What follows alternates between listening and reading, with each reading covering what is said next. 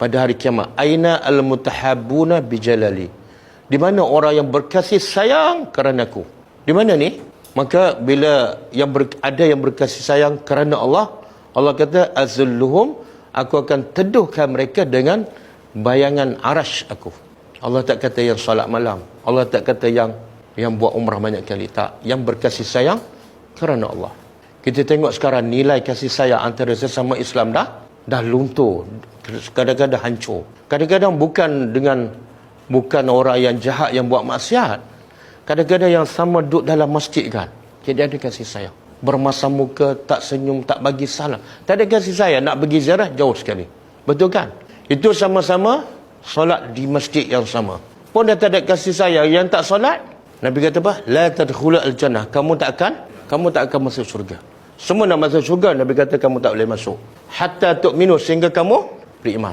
Mana yang kufur, yang syirik, tak mungkin, mustahil boleh masuk syurga. Tapi adakah semua yang beriman boleh masuk syurga? Tak juga. Wala tu'minu, dan kamu tak mungkin beriman hatta tahabbu, sehingga kamu berkasih sayang.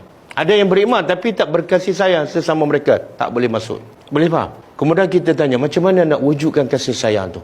Kita sayang pada saudara kita sayang pada kita kerana Allah.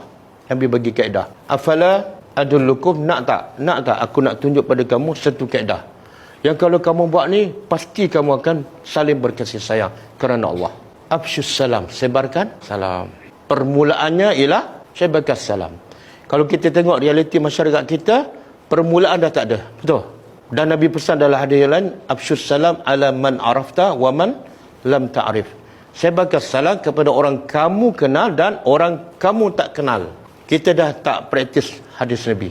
Kita hanya bagi salam pada. Jadi kalau bagi salam pada orang kita kenal, itu kerana Allah ataupun kerana kita kenal?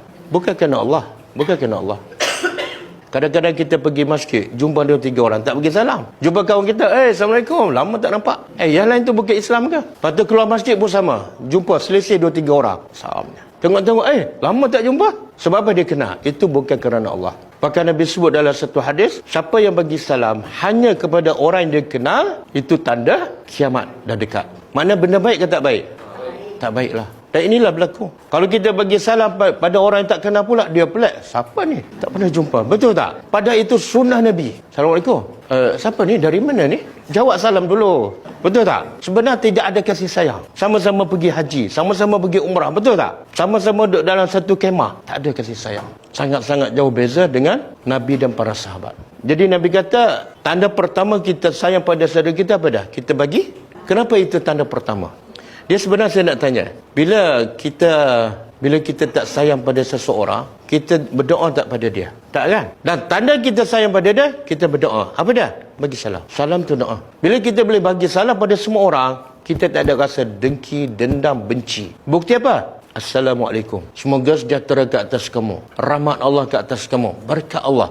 Bila kita dah lawan nafsu, doa untuk dia, walaupun kita tak suka, kita dah nilai sayang. Boleh faham? Bukan senang. Sebab tu saya tekan sikit benda ni.